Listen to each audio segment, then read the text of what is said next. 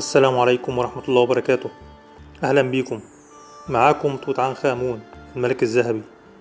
كنا خلصنا كلامنا الحلقة اللي فاتت من حلقات المتحف المصري الكبير عن الدرج العظيم.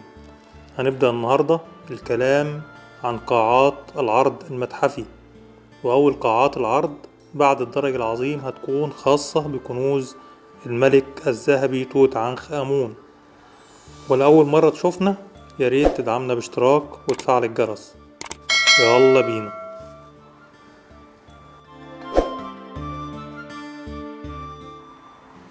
خلال الأسرة الثامنة عشر من مصر القديمة، صبي صغير في عمر 9 سنوات اعتلى عرش مصر، كان اسمه توت عنخ آمون، الذي ظل اسمه مجهولا حتى عشرينات القرن الماضي، عندما تم اكتشاف مقبرته لأول مرة على يد عالم الآثار البريطاني هوارد كارتر، الذي وجد المقبرة كاملة بجميع محتوياتها،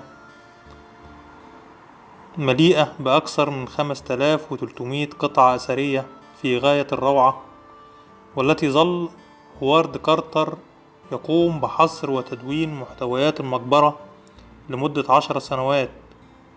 ثم تم نقل أغلب محتويات المقبرة إلى المتحف المصري في التحرير، ولم يعرض من هذه الكنوز منذ اكتشافها سوى أقل من ثلث هذه الكنوز، وظلت باقي الكنوز مخفية في بدروم المتحف حتى تم بناء المتحف المصري الكبير وتجهيز قاعتين كاملين ليتم لأول مرة عرض كل كنوز الملك الذهبي توت عنخ آمون منذ اكتشافها تحت سقف واحد على مساحة 75 ألف متر مربع بداخل المتحف المصري الكبير، بعد مرورها بعمليات الترميم اللازمة داخل مركز الترميم الخاص بالمتحف المصري الكبير.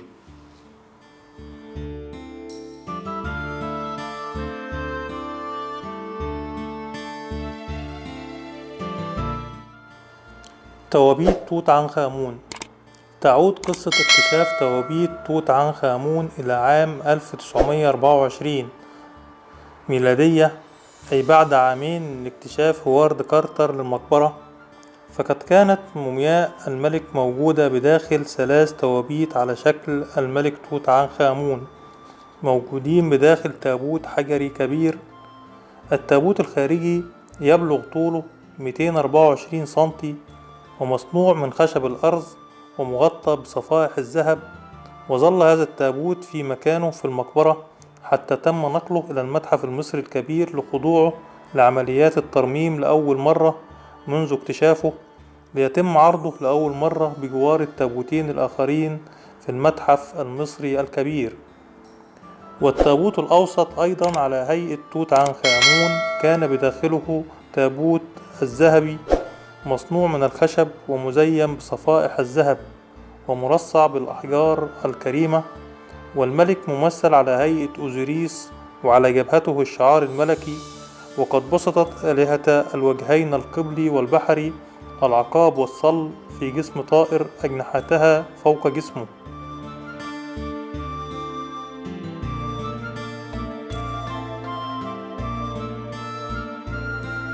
التابوت الداخلي الذي كانت فيه المومياء كان مصنوع بالكامل من الذهب الخالص، ووزنه 110 كيلو جرام، ومنقوش بإبداع من الداخل والخارج.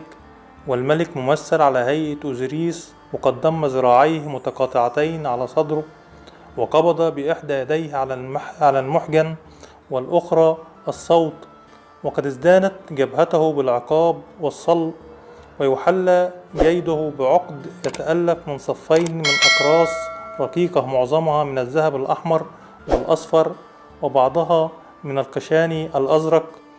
فقد أحاط بجسمه معبودا من الوجهين القبلي والبحري، وهما عقاب وطائر له رأس صلب، وكلاهما نشر بجناحيه المصنوعين من صفائح الذهب ومن الأحجار والزجاج المطعم في أسلاك من الذهب. وفي أسفل ذلك نرى الآلهتان إيزيس ونفتيس، وقد أحاطتا ساقي الملك بأجنحتهما المنصورة. وهذا التابوت لا مثيل له في الرونق والفخامة.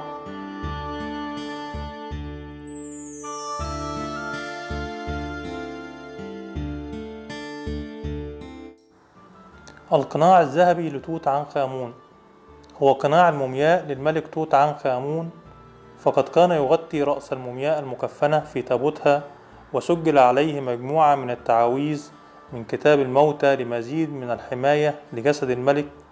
ويبلغ ارتفاع القناع 54 سنتي وعرضه 39 سنتي، ووزنه 10 كيلو جرام من الذهب الخالص.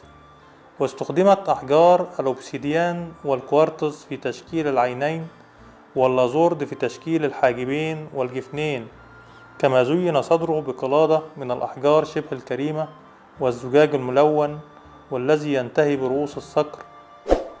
وقد غطيت الرأس بغطاء الرأس الملكي النمس، وزينت الجبهة بالرموز الملكية والحماية المتمثلة في النسر والكبرى.